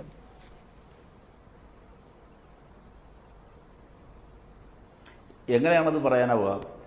സഖാവ് പിണറായിയുടെ തന്നെ മണ്ഡലത്തിൽ അദ്ദേഹത്തിൻ്റെ വിജയത്തിൽ ആഹ്ലാദം പ്രകടിപ്പിച്ച് പോകുമ്പോഴാണ്, അതായത് തിരഞ്ഞെടുപ്പ് റിസൾട്ട് പ്രഖ്യാപിച്ച് മണിക്കൂറുകൾക്കകം ഞങ്ങളുടെ ഒരു പ്രവർത്തകനെ ക്രൂരമായി RSSകാർ ആക്രമിച്ച് കൊലപ്പെടുത്തുന്നത്. ആര് തന്നെ, ഇപ്പോൾ കയ്പമംഗലത്തുണ്ടായ സംഭവമായാലും ധർമ്മടത്തുണ്ടായ സംഭവമായാലും രണ്ടും സംഭവിക്കാൻ പാടില്ലാത്തതാണ് എന്ന നിലപാട് തന്നെയാണ് CPIMനെ സംബന്ധിച്ചുള്ളത്. ഒരു രാഷ്ട്രീയ കൊലപാതകം കൂടെ ഉണ്ടാക്കാൻ പാടില്ല. സിദ്ദിഖ് ഇവിടെ വല്ലാതെ വികാരഭരിതനാകുന്നത് കാണുന്നു. കഴിഞ്ഞ നിങ്ങളുടെ ഗവൺമെൻറ് കാലത്താണ് കേരളത്തിൻ്റെ ചരിത്രത്തിൽ ഏറ്റവും അധികം രാഷ്ട്രീയ കൊലപാതകങ്ങൾ ഉണ്ടായിട്ടുള്ളത്. അത് CPIM RSS സംഘടന മാത്രമല്ല, കോൺഗ്രസിൻ്റെ ഗ്രൂപ്പ് വഴക്കിൽ ഹനീഫ കൊല്ലപ്പെട്ടത്, മധു ഈച്ചരത്ത്, ലാൽജി കോളന്നൂർ ഒക്കെ കഴിഞ്ഞ കാലത്താണ്. അപ്പോൾ ഈ ഒരു ചരിത്രം അങ്ങ് കാണാതെ പോകരുത്. ഒരു കാര്യം ഉറപ്പാണ്, ഈ കേരളത്തിൽ ഈ വരുന്ന ഇടതുപക്ഷ ജനാധിപത്യ മുന്നണി ക്രമസമാധാന നില പാലിക്കുന്നതിൽ ശക്തമായ നിലപാട് സ്വീകരിക്കും. സ്ത്രീകൾക്കെതിരായ കടന്നാക്രമങ്ങൾ, വലിയ തോതിൽ വർദ്ധിച്ചിട്ടുണ്ട് നമ്മുടെ സമൂഹത്തിൽ ഇന്ന്. അതിനെ കടിഞ്ഞാനിടാൻ ഇടതുപക്ഷ ജനാധിപത്യ മുന്നണി പ്രതിജ്ഞാബദ്ധമാണ്. ജിഷയുടെ ഉൾപ്പെടെയുള്ള പ്രശ്നങ്ങൾ കേരളീയ സമൂഹത്തിൽ ചർച്ച ചെയ്തതിനു ശേഷം നടന്ന തെരഞ്ഞെടുപ്പിൽ ഞങ്ങൾ കൽപ്പിച്ച വിജയമാണെന്ന നല്ല ബോധ്യം ഞങ്ങൾക്കുണ്ട്. ശ്രീ പിയേഴ്സ് നേരത്തെ ഇവിടെ സൂചിപ്പിച്ച ചില കാര്യങ്ങൾ, സർക്കാർ ഓഫീസിനെ അഴിമതി വിമുക്തമാക്കുക എന്ന് പറയുമ്പോൾ പൊതുജനങ്ങൾ കൂടുതൽ ഇടപെടുന്ന ഓഫീസുകളിൽ ഒന്നാണ് അത് പോലീസ് സ്റ്റേഷൻ. പോലീസ് സ്റ്റേഷൻ എന്നത് പേടിയോടെ മാത്രം കണ്ടിരുന്ന ഒരു കാലഘട്ടത്തിന് മാറ്റം വരുത്തി ഒരു പുതിയ സമീപനം പോലീസുകാർക്ക് ഉണ്ടാക്കിയെടുത്തത് ഇടതുപക്ഷ ജനാധിപത്യ മുന്നണിയുടെ കഴിഞ്ഞ സർക്കാരാണ്. സഖാവ് കോടിയേരി ആഭ്യന്തര വകുപ്പ് മന്ത്രിയായിരുന്നപ്പോൾ ജനമൈത്രി പോലീസ് നമ്മൾ വലിയ വിജയം അക്കാര്യത്തിൽ വലിയ നേട്ടങ്ങൾ കൊയ്യാനായി. പണ്ട് ഉദയകുമാർ ഫോർട്ട് പോലീസിലെ ഉരുട്ടിക്കൊലയ്ക്ക് ശേഷം അതിൻ്റെ ഞെട്ടിപ്പിക്കുന്ന അനുഭവത്തിൽ നിന്നാണ് ഞങ്ങളുടെ ഗവൺമെൻറ് കഴിഞ്ഞ തവണ അധികാരമേൽക്കുന്നത്. ഇപ്പോഴത്തെ ജിഷയുടെ ഞെട്ടിപ്പിക്കുന്ന അനുഭവത്തിൽ നിന്നാണ് ഞങ്ങൾ പോകുന്നത്. ഇവിടെ ഈ അനുഭവങ്ങളിൽ നിന്നെല്ലാം പാഠം പഠിച്ചുകൊണ്ട് കേരളീയ സമൂഹത്തിൻ്റെ മുമ്പിൽ ജനങ്ങൾക്ക് നിർഭയമായി കയറി ചെല്ലാൻ കഴിയുന്ന പോലീസ് സ്റ്റേഷനാക്കും. എങ്ങനെയാണ് പോലീസ് സ്റ്റേഷൻ അഴിമതിയായി മാറുക? ഈ കേരളത്തിൽ സർക്കിൾ ഇൻസ്പെക്ടർമാർ മുതൽ മുകളിലോട്ടുള്ള എല്ലാ തസ്തികകളിലും നിയമനത്തിനും പോസ്റ്റിങ്ങിനും ട്രാൻസ്ഫറിനും എല്ലാം തന്നെ നല്ല കൈക്കൂലി വാങ്ങുന്ന സമീപനമുണ്ട്. ഞാനിതിനെ ഒരു പ്രൊഡക്റ്റീവായ ചർച്ചയാക്കി മാറ്റാൻ ഉദ്ദേശിക്കുന്നത് കൊണ്ടും രാഷ്ട്രീയമായ വാദപ്രതിവാദങ്ങൾക്കും പോകുന്നില്ല എന്ന് കാണുന്നത് കൊണ്ട് ഞാനായിട്ടൊന്നും തുടങ്ങി വയ്ക്കുന്നില്ല. പക്ഷേ ഇവിടെ സംഭവിക്കുന്ന പ്രശ്നം അതാണ്. ഒരു പോലീസ് സ്റ്റേഷൻ അഴിമതിയായി മാറുന്നത് ആ ഓഫീസിൽ വരുന്നയാൾ പണം കൊടുത്ത് അവിടേക്ക് വന്നിരിക്കേണ്ടി വരുമ്പോഴാണ്. നമുക്കറിയാവും നമ്മുടെ ഹൈക്കോടതി തന്നെ എത്രയോ തീർച്ചയായും ആ സിസ്റ്റം അഴിമതി ഉള്ളതാണ്. അതിനെ അഴിമതി വിമുക്തമാക്കുക എന്നുള്ളത് അത്ര എളുപ്പമുള്ള കാര്യവുമല്ല. ശ്രീ NM പിയേഴ്സൺ, ആര് ഭരിക്കുന്നു എന്നതുപോലെ തന്നെ എന്തൊക്കെയാണ് അജണ്ടയിൽ മുഖ്യമായി വരിക എന്നുള്ളതും വളരെ പ്രധാനമാണ്. പുതിയ കാലത്ത് സ്ത്രീ സുരക്ഷ, പരിസ്ഥിതി സംരക്ഷണം, ദളിത് ആദിവാസി ജീവിതങ്ങളുടെ മുന്നോട്ടുപോക്ക് തുടങ്ങിയവയൊക്കെ പ്രയോറിറ്റിയിൽ ആദ്യം വരാനുള്ള സാധ്യതയുണ്ടോ? പുതിയ കാലത്തിനനുസരിച്ച് മുൻഗണനകൾ ഉടച്ചു വാർക്കുമോ? അത് നമുക്ക് കാത്തിരുന്ന് മാത്രമേ കാണാൻ കഴിയുള്ളൂ. പക്ഷേ നമുക്കിപ്പോൾ പറയാവുന്ന അതെല്ലാം പ്രധാനപ്പെട്ട വിഷയങ്ങളാണ് എന്നുള്ളതാണ്. അതിൽ എനിക്ക് വളരെ ശ്രദ്ധയോടുകൂടി തോന്നിയിട്ടുള്ള ഒരു കാര്യം, നമ്മളുടെ ഭൂമി ചുട്ടുപഴുത്ത് ജീവിക്കാൻ പറ്റാത്ത തരത്തിലേക്ക് മാറിക്കൊണ്ടിരിക്കുന്ന ഈ കാലഘട്ടത്തിൽ എല്ലാ രാഷ്ട്രീയ പാർട്ടികളും ആ കാര്യത്തിൽ വളരെ ശ്രദ്ധയൂന്നുകയും അതിജീവന ശേഷിയുള്ളതായിട്ടുള്ള ഒന്നായി ഈ ഭൂമിയെ മാറ്റിയെടുക്കുന്നതിന് ആവശ്യമായിട്ടുള്ള പ്രവർത്തനങ്ങൾ രാഷ്ട്രീയ പ്രവർത്തനത്തിൻ്റെ തന്നെ അജണ്ടയുടെ ഒരു ഭാഗമായി മാറേണ്ടതുണ്ട്. അങ്ങനെ മാറുമ്പോഴാണ് സർക്കാരിനും അത് സമൂഹത്തിൻ്റെ ഒരു പ്രധാനപ്പെട്ട അജണ്ടയായിട്ട് ഏറ്റെടുക്കാനായിട്ട് കഴിയുള്ളൂ. പ്രകൃതിയെ സംരക്ഷിക്കുക എന്ന് മാത്രമല്ല, സസ്റ്റൈനബിൾ ഡെവലപ്മെൻറ്റ് എന്ന് നമ്മൾ വിശേഷിപ്പിക്കപ്പെടുന്ന അതിജീവന ശേഷിയുള്ളതായിട്ടുള്ള വികസന സംവിധാനം എന്ന് പറയുന്നതാണ് കേരളത്തിൽ നടപ്പിലാക്കാനായിട്ട് എല്ലാ രാഷ്ട്രീയ പ്രസ്ഥാനങ്ങളും ശ്രമിക്കേണ്ടത്. അതോടൊപ്പം തന്നെ വളരെ സുതാര്യമായിട്ടുള്ള ഒരു ഭരണ സംവിധാനം, പോലീസ് സ്റ്റേഷൻ ഏറ്റവും പ്രധാനപ്പെട്ടതായിട്ടാണ് എനിക്ക് തോന്നുന്നത്. ഞാൻ എല്ലാ രാഷ്ട്രീയ പാർട്ടികളുടെയും പ്രവർത്തന രീതിയുടെ ഒരു ഭാഗമായിട്ടാണ് ഞാൻ പറഞ്ഞത്. എന്തെങ്കിലും തരത്തിലുള്ള ചെറിയ കുറ്റം ചെയ്തിട്ട് ഒരാൾ പോലീസിനാൽ പിടിക്കപ്പെട്ട് കഴിഞ്ഞാൽ അയാളുടെ ബന്ധുക്കൾ ആദ്യം പോയി കാണുന്നത് ആ പ്രദേശത്തുള്ള പ്രമുഖനായിട്ടുള്ള രാഷ്ട്രീയ നേതാവിനാണ്. അദ്ദേഹത്തിൻ്റെ ചുമതല എന്ന് പറയുന്ന പോലീസ് സ്റ്റേഷനിൽ വിളിച്ചു പറഞ്ഞ് അവനെ ഒന്നും ചെയ്യരുത് എന്ന് പറയലും അവനെ രക്ഷിക്കുന്നതിന് ആവശ്യമായിട്ടുള്ള സംവിധാനങ്ങൾ ഒരിക്കലാണ്. അത് മാറ്റിയെടുക്കാനായിട്ട് രാഷ്ട്രീയ പ്രസ്ഥാനങ്ങൾക്ക് കഴിയേണ്ടത് ആവശ്യമാണ്. കാരണം അവരുടെ ഒരു തെറ്റിദ്ധാരണയുണ്ട്, കുറ്റവാളികൾക്ക് കൂട്ടുനിന്ന് അവനെ സംരക്ഷിക്കുമ്പോൾ മാത്രമാണ് അവൻ തങ്ങളുടെ കൂടെ രാഷ്ട്രീയ പ്രവർത്തനം നടത്താനായിട്ട് വരിക എന്ന് പറയുന്ന കാഴ്ചപ്പാടാണ്. ആ കാഴ്ചപ്പാടാണ് മാറ്റേണ്ടത്. പോലീസ് സ്റ്റേഷൻ എന്ന് പറയുന്നത് ശരിയായിട്ടുള്ള രീതിയിൽ നീതി നിർവഹണത്തിന് വേണ്ടിയുള്ള ഇടമാണ് എന്ന് പറയുന്ന സന്ദേശമാണ് നമുക്ക് കൊടുക്കേണ്ടത്. നേരത്തെ രഹിം സൂചിപ്പിച്ചതുപോലെ ജനമൈത്രി പോലീസൊക്കെ മാറ്റം വരുത്തിയിട്ടുണ്ട്, ശരിയാണ്. പക്ഷെ അങ്ങനെ മാറിയെങ്കിൽ പോലും പോലീസ് മാറുന്നതിന് വളരെ വളരെ പതുക്കെയാണെന്നുള്ളതാണ്. വളരെ വിപ്ലവകരമായിട്ടുള്ള രീതിയിലൊരു മാറ്റം അവരുടെ ഇടയ്ക്കുണ്ടാക്കുകയും സാധാരണക്കാരന് ഭയമില്ലാതെ പോലീസ് സ്റ്റേഷനിൽ ചെല്ലാൻ പരാതി കൊടുക്കാനായിട്ടുള്ള സംവിധാനം ഉണ്ടാക്കുകയും ചെയ്യേണ്ടത് ഏറ്റവും പ്രധാനപ്പെട്ട കാര്യമായി ഞാൻ കണക്കാക്കുന്നു. അതാണ് ശ്രീ MT രമേശ്, താങ്കൾ ഈ സർക്കാർ എങ്ങനെ പ്രവർത്തിക്കുന്നു എന്ന് കാത്തിരുന്ന് കാണാൻ തയ്യാറാണ്. മുൻവിധി ഈ കാര്യത്തിൽ സ്വീകരിക്കുന്നുമില്ല. പക്ഷേ താങ്കളുടെ പാർട്ടി അതേ സമീപനം സ്വീകരിക്കുന്നുണ്ടോ? പിണറായി വിജയൻ ഒരു ഫാസിസ്റ്റ് വാഴ്ചയ്ക്കാണ് ഒരുങ്ങുന്നത് എങ്കിൽ അതിനെ ചെറുക്കും എന്ന് ഇന്നലെ തന്നെ കുമ്മനം രാജശേഖരൻ പറഞ്ഞു കഴിഞ്ഞു. പുതിയ സർക്കാർ അധികാരമേൽക്കുന്നതിന് മുൻപ് തന്നെ ഇവിടെ ഗുരുതരമായ ക്രമസമാധാന പ്രശ്നമുണ്ട് എന്ന് കാണിച്ച് BJPയുടെ നേതാക്കൾ, മുതിർന്ന കേന്ദ്രമന്ത്രിമാർ രാഷ്ട്രപതിയെ കണ്ടു കഴിഞ്ഞു. അതുകൊണ്ട് ഈ പറയുന്ന മുൻവിധി താങ്കൾക്ക് മാത്രമാണോ ഇല്ലാത്തത്?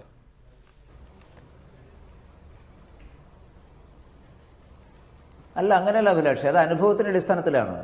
ഞങ്ങൾക്ക് മുൻവിധിയൊന്നുമില്ല. പക്ഷേ സർക്കാർ അധികാരമേൽക്കുന്നതിന് മുമ്പേ കേരളത്തിൽ CPM നടത്തിക്കൊണ്ടിരിക്കുന്ന അക്രമങ്ങളെ കണ്ടില്ല എന്നെടുക്കാൻ വേണ്ടി കഴിയില്ല. കാരണം ഇവിടെ സൂചിപ്പിച്ചതുപോലെ ഇപ്പം ധർമ്മടത്തെ പ്രശ്നം, ധർമ്മടത്ത് എന്താ ഉണ്ടായത്? നിങ്ങളുടെ റിപ്പോർട്ടർ TVയിലടക്കം വിഷ്വലുണ്ട്. ഒരു വാഹനം ഒരാൾ കയറി മരിക്കുകയാണ്. അത് അപകട മരണമാണ്. ഞങ്ങളുടെ വാഹനമല്ല, CPM-ന്റെ വാഹനത്തിൽ ഒരാൾ തെറിച്ചു വീഴുന്നു. CPM പ്രവർത്തകന്മാർ ആഹ്ലാദ പ്രകടനത്തിന് വേണ്ടി വന്ന ഒരു വാഹനം അദ്ദേഹത്തിന്റെ നെഞ്ചത്തു കൂടി കയറി ഇറങ്ങും. അത് അപകട മരണമാണ്. ആ അപകട മരണത്തെ ഞങ്ങളുടെ തലയിൽ കെട്ടിവെച്ചുകൊണ്ട് തലശ്ശേരി ധർമ്മടം മേഖലയിൽ മുഴുവൻ തന്നെ കഴിഞ്ഞ 2-3 ദിവസമായിട്ട് അഴിഞ്ഞാട്ടമാണ്. എത്രയോ സ്ത്രീകൾ പരിക്കുപറ്റി ആശുപത്രിയിലാണ്. ഒരു സിംഗിൾ കേസ് പോലും പോലീസ് എടുക്കുന്നില്ല. ഞങ്ങളുടെ പരാതിയാണ്. മസ്ജിദുകാർ ആക്രമിച്ചോട്ടെ, അക്രമം ഞങ്ങൾ സഹിക്കുന്നു. പക്ഷേ പരാതിയുമായിട്ട് ഞങ്ങൾ പോകുമ്പോൾ ഒരു കേസിൽ പോലും, സ്ത്രീകൾ ആക്രമിക്കപ്പെട്ടുള്ള കേസിൽ പോലും പരാതി പറയുന്നില്ല. രണ്ടാമത്തെ കാര്യം, പോളിംഗ് ആയ ദിവസം നീലേശ്വരത്ത് ഞങ്ങളുടെ ബൂത്ത് ഏജന്റിനെ കൊണ്ട് ഇനി മേലാൽ രാഷ്ട്രീയ പ്രവർത്തനം നടത്തില്ല എന്ന് ഒരു MLA-യുടെ നേതൃത്വത്തിൽ എഴുതി മേടിക്കുന്നു. കേരളത്തിൽ നാളിതുവരെ നമ്മൾ കണ്ടിട്ടുണ്ട് ഇങ്ങനൊരു സംഭവം. അതിനെ സംബന്ധിച്ചൊരു പരാതി ഞങ്ങളുടെ ബൂത്ത് ഏജന്റ് കൊടുത്തു, പാർട്ടി കൊടുത്തു. പോലീസ് കേസ് രജിസ്റ്റർ ചെയ്തിട്ടുണ്ടോ? എന്തെങ്കിലും ചെയ്തിട്ടുണ്ടോ? എന്തെങ്കിലും സംവിധാനം ചെയ്തിട്ടുണ്ടോ? രണ്ടാമത്, കോഴിക്കോട് ജില്ലയിൽ കുറ്റ്യാടി മേഖലയിൽ കഴിഞ്ഞ 2-3 ദിവസമായിട്ട് CPM-ന്റെ തേർവാഴ്ചയാണ്. മിനിയാന്ന് രാത്രി ബോംബെറിഞ്ഞ് ഞങ്ങളുടെ ഒരു പ്രവർത്തകന്റെ കാലറ്റുപോയിരിക്കുന്നു. കാലില്ലാതെ നടക്കണമെന്ന് ആ ചെറുപ്പക്കാരൻ. ഇങ്ങനെ എത്രയെത്ര സംഭവങ്ങൾ. ഇപ്പൊ ഇവിടെ കൊടുങ്ങല്ലൂരിൽ ഒരാള് ആഹ്ലാദപ്രകടനം നടത്തുമ്പോൾ, തിരുവനന്തപുരത്ത് നേമത്ത് രാജേട്ടൻ ജയിച്ചതിൽ ആഹ്ലാദപ്രകടനം നടത്തിയിട്ടുള്ള ഒരു പ്രവർത്തകന്റെ തടഞ്ഞു വെച്ച് അദ്ദേഹത്തെ ഇഷ്ടിക കൊണ്ട് അടിച്ചു കൊലപ്പെടുത്തിയിരിക്കുന്നു. കേരളത്തിലുടനീളം സംഘർഷമുണ്ടാക്കാൻ വേണ്ടിയിട്ടുള്ള ബോധപരിശ്രമം. ഇടുക്കിയിൽ ഞങ്ങളുടെ പാർട്ടി ഓഫീസ് ആക്രമിക്കുന്നു, കഴക്കൂട്ടർ ഞങ്ങളുടെ പാർട്ടി ഓഫീസ് ആക്രമിക്കുന്നു. ഇങ്ങനെ 2 ദിവസം കൊണ്ട് ഒരറ്റ മുതൽ മറ്റേ വരെ CPM-ന്റെ തേർവാഴ്ച ഉണ്ടാകുമ്പോൾ സ്വാഭാവികമായിട്ടും അതിനോട് ഞങ്ങൾ ജനാധിപത്യപരമായ രീതിയിലാണ് പ്രതികരിച്ചത്.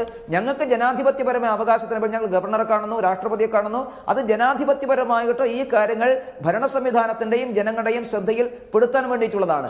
ഇനി ബഹുമാനപ്പെട്ട ശ്രീ പിയേഴ്സൺ പറഞ്ഞ ഒരു കാര്യം, പോലീസ് സ്റ്റേഷനുകൾ സംബന്ധിച്ച് ഞാൻ അദ്ദേഹത്തിന്റെ അഭിപ്രായത്തെ സ്വാഗതം ചെയ്യുന്നു. പക്ഷെ ഞാൻ ചോദിക്കട്ടെ, കേരളത്തിൽ പോലീസിൽ രാഷ്ട്രീയ തലത്തിൽ സംഘടനാ സംവിധാനം അനുവദിച്ചതാരാ? അതല്ലേ പോലീസിന്റെ കുഴപ്പം. CPM ഭരിച്ചാൽ പോലീസ് അസോസിയേഷൻ CPM ഭരിക്കും, UDF ഭരിച്ചാൽ കോൺഗ്രസ് ഭരിക്കും. അപ്പൊ പോലീസിനകത്ത് പോലീസിൽ രാഷ്ട്രീയം പാടില്ല എന്നല്ലേ നമ്മൾ പറയാ. പക്ഷെ പോലീസിനെ രാഷ്ട്രീയവൽക്കരിച്ചുകൊണ്ട് രാഷ്ട്രീയമായിട്ടുള്ള സംഘടനകൾ പോലീസിനകത്തുണ്ടാക്കിയാൽ പിന്നെ സ്വാഭാവികമായിട്ടും ഇവിടുത്തെ ക്രമസമാധാന പ്രശ്നത്തെക്കുറിച്ച് ഞാൻ കഴിഞ്ഞ മണിക്കൂറിലും അത് ചർച്ച ചെയ്തതാണ്. ഈ ചർച്ചയിലും അതുമായി ബന്ധപ്പെട്ടിട്ടുള്ള ആരോപണം ഉയർന്നത് CPIM ആക്രമണം നടത്തുന്നു എന്നുള്ളതാണ്. എന്താണ് അക്കാര്യത്തിലെ താങ്കളുടെ ഭാഷ്യം? CPIM ആണോ ആക്രമണം നടത്തിയത്? അല്ല, ഇവിടെ ശ്രീ MT രമേശ് പറഞ്ഞത് പോലീസ് നിഷ്ക്രിയമാകുന്നു, പോലീസ് പരാതികളൊന്നും സ്വീകരിക്കുന്നില്ല. പോലീസിൻ്റെ ചുമതലയൊന്നും ഇതുവരെ CPM ഇടതുപക്ഷ ജനാധിപത്യ മുന്നണിയൊന്നും ഏറ്റെടുത്തിട്ടില്ല. കേരളത്തിൽ നിലനിൽക്കുന്നത് ഒരു കാവൽ മന്ത്രിസഭ മാത്രമാണ്. ഇവിടെ ഇടതുപക്ഷ ജനാധിപത്യ മുന്നണി 25-ന് സത്യപ്രതിജ്ഞ ചെയ്ത് അധികാരമേൽക്കും. അതിനുശേഷമല്ലേ BJP അങ്ങനെ? ഇതൊന്നും അറിഞ്ഞൂടാത്ത പാർട്ടിയാണോ BJP? ഇപ്പോൾ ഈ പോലീസ് സംവിധാനത്തിൻ്റെ ഉത്തരവാദിത്വം CPM-നോ ഇടതുപക്ഷത്തിനോ അല്ല എന്ന് നന്നായി അറിയാം അവർക്ക്.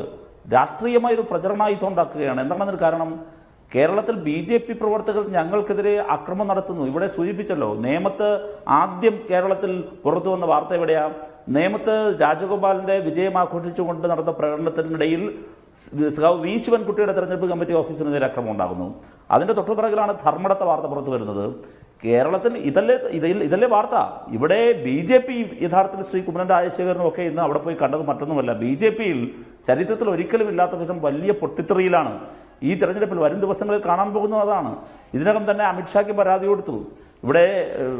അവിടെ രാഷ്ട്രപതിയെ കണ്ട് പരാതി കൊടുത്തതുപോലെ തന്നെ BJP-ക്കകത്തും ജനാധിപത്യ അവകാശങ്ങൾ ഇപ്പോൾ പാലിക്കപ്പെട്ടുകൊണ്ടിരിക്കുകയാണല്ലോ. അല്ല, അത് BJP-യുടെ സംഘടനാപരമായ കാര്യം. അത് നമുക്ക് വേറൊരു അവസരത്തിൽ ചർച്ച ചെയ്യാം. ശ്രീ ടി സിദ്ദിഖ്, ഇപ്പോഴുള്ള പോലീസ് സംവിധാനം പുതിയ സർക്കാരിനെ പ്രതീക്ഷിച്ച് ഇനി ഇപ്പോഴുള്ള കാവൽ സർക്കാരിനേക്കാൾ അവർക്കിനി വിധേയത്വം പുതിയ രാഷ്ട്രീയ യജമാനന്മാരോടാണ് എന്നുള്ള നിലയിൽ പെരുമാറുന്നുണ്ടോ? വടക്കേ മലബാറിലും ഈ തൃശ്ശൂർ ജില്ലയുടെ ഭാഗങ്ങളിലുമൊക്കെ ആക്രമണം നടക്കുന്നുണ്ട്.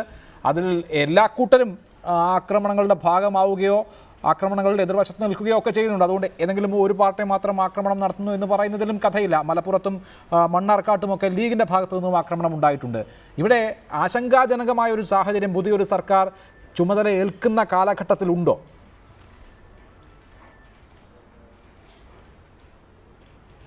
ഒന്ന്, രാഷ്ട്രീയ നേതൃത്വത്തിൻ്റെ ഉപകരണമായി പോലീസ് സംവിധാനത്തെ വ്യാപകമായി ഉപയോഗപ്പെടുത്തിയതായിരിക്കുന്ന ഒരു പൊളിറ്റിക്കൽ സിസ്റ്റം കേരളത്തിലെ ഇടതുപക്ഷ ജനാധിപത്യ മുന്നണിയുടെ ഭരണകാലത്താണ്. ഞാനതിൽ രാഷ്ട്രീയമായിട്ട് അങ്ങനെ ആക്ഷേപിച്ച് സംസാരിക്കാനല്ല ആഗ്രഹിക്കും. ഞാൻ ഇന്നലെ റിപ്പോർട്ടർ TV-യിലെ ചർച്ചയ്ക്ക് വരുന്നതിന് മുമ്പ് മെഡിക്കൽ കോളേജ് ആശുപത്രിയിൽ 3 പ്രധാനപ്പെട്ട ആളുകളെ കണ്ടാണ് വന്നത്. ഒന്ന്, അതിൽ 2 RMB പ്രവർത്തകന്മാരാണ്. കൈയും കാലും വീട്ടിൽ കയറി അടിച്ചു പൊട്ടിച്ചിരിക്കുക. ഭീകരമായ രീതിയിലാണ്. അവരുടെ പാർട്ടി ഓഫീസ് അടിച്ചു തകർത്തു, അവരുടെ സ്ത്രീകളെ ആക്രമിച്ചു, സ്തൂപങ്ങളെ തകർത്തു. ഞങ്ങളുടെ കുന്നമംഗലം നിയോജകമണ്ഡലത്തിൽ ഞങ്ങളുടെ പാർട്ടി പ്രവർത്തകന്റെ കൈയും കാലും മാരകമായി വെട്ടേറ്റു. അവന്റെ പരാതിയിൽ ഇതുവരെ കേസെടുത്തിട്ടില്ല. അവൻ പ്രതിയായി പോലീസ് കേസെടുത്തിരിക്കുന്നു. ഞാൻ പറഞ്ഞത് വളരെ മോശമായ രീതിയിൽ സ്ലൈറ്റ് പൊളിറ്റിക്കൽ ചേഞ്ച് പോലും പോലീസ് അതിനെ വളരെ ഗൗരവത്തോടു കൂടി രാഷ്ട്രീയ വിധേയത്വം കാണിച്ചുകൊണ്ടിരിക്കുക. ഞാൻ പറയുന്ന പ്രധാനപ്പെട്ട പോലീസിന് വലിയ സ്വാതന്ത്ര്യം കൊടുത്തല്ലോ ശ്രീ AK ആന്റണി. പിന്നീട് അത് വിഡ്രോ ചെയ്യേണ്ടി വന്നു. എന്താ പോലീസിന്റെ പ്രശ്നം? ആ സ്വാതന്ത്ര്യത്തെ ദുരുപയോഗപ്പെടുത്തിയതാണ് അന്ന് പോലീസ് സംവിധാനം ഏറ്റവും കൂടുതൽ ആക്ഷേപം ഉണ്ടായ ഒരു സന്ദർഭം. 2, പൊളിറ്റിക്കൽ സിസ്റ്റത്തിന് വിധേയമായിട്ടാണ് പോലീസ് പോകുന്നതെങ്കിലോ ഹൈലി പൊളിറ്റിസൈസ് ചെയ്യപ്പെടുകയാണ് പോലീസ് സംവിധാനം. ഇതിന് രണ്ടിനും ഇടയ്ക്ക് നിന്നുകൊണ്ട് പോലീസിനെ കൃത്യതയോടുകൂടി കൊണ്ടുപോകാൻ പറ്റുമോ? നിലവിലുള്ള അന്തരീക്ഷത്തിൽ നേരത്തെ റഹീം ഇവിടെ ചൂണ്ടിക്കാണിച്ചല്ലോ കുറെ കേസുകളുടെ കാര്യങ്ങൾ. ഞാനൊരു കാര്യം റഹീമിനോട് പറയാ, ഞങ്ങൾ മധു ഈച്ചരത്തിന്റെ കാര്യത്തിലും ഞങ്ങൾ അനീഫയുടെ കാര്യത്തിലും ഞങ്ങൾ ആരും ക്രിമിനൽ പുള്ളികളായിട്ടുള്ള ആളുകൾക്ക് സംരക്ഷണം കൊടുക്കാനോ അവർക്ക് വേണ്ടി കേസ് വാദിക്കാനോ ഒരു കാരണവശാലും ഞങ്ങൾ പോയിട്ടില്ല. ഇവിടെ TP ചന്ദ്രശേഖരൻ കേസിന്റെ കാര്യത്തിൽ എന്താ സ്ഥിതി? ഇവിടെ ആളുകളുടെ പേര് പറയുമ്പോൾ ബുദ്ധിമുട്ടാകും. ഞാൻ പുതിയൊരു ഗവൺമെന്റ് വരുമ്പോൾ ആ ഗവൺമെന്റിൽ വരുന്നതായിരിക്കുന്ന പ്രധാനപ്പെട്ട ആളുകളെ സംബന്ധിച്ച് ആക്ഷേപം ഉന്നയിക്കാൻ ആഗ്രഹിക്കാത്തത് കൊണ്ട് അതിലേക്ക് പോകാതിരിക്കുക. നിങ്ങൾ പ്രതികൾക്ക് സംരക്ഷണം കൊടുത്തു, നിങ്ങൾ പ്രതികൾക്ക് വക്കാലത്ത് പിടിച്ചു, നിങ്ങൾ പ്രതികൾക്ക് നിയമപരമായിട്ടുള്ള സഹായം കൊടുത്തു, അവരുടെ കുടുംബത്തെ നിങ്ങൾ സംരക്ഷണം കൊടുത്തു. എല്ലാ രീതിയിലും ക്രിമിനലുകൾക്ക് സംരക്ഷണം കൊടുക്കുന്ന സമീപനം കൊലപാതകികൾക്ക് കൊടുത്തതായിരിക്കുന്ന രാഷ്ട്രീയ സംസ്കാരം സ്വീകരിച്ച പാർട്ടി കേരളത്തിലെ CPIM. നമുക്ക് സമയം അവസാനിക്കുന്നു. ശ്രീ A. റഹീം, വളരെ പെട്ടെന്നൊരു മറുപടി. ഇനി ഒരു സർക്കാർ ഉണ്ടാകുമ്പോൾ രാഷ്ട്രീയ സംരക്ഷണത്തിനൊപ്പം ഔദ്യോഗികമായ സംവിധാനങ്ങളുടെ സംരക്ഷണം കൂടി ഇങ്ങനെ കേസിൽ പാർട്ടിക്കാരായ ആളുകൾ അകപ്പെടുന്ന വേളയിൽ ഉണ്ടാകുമോ?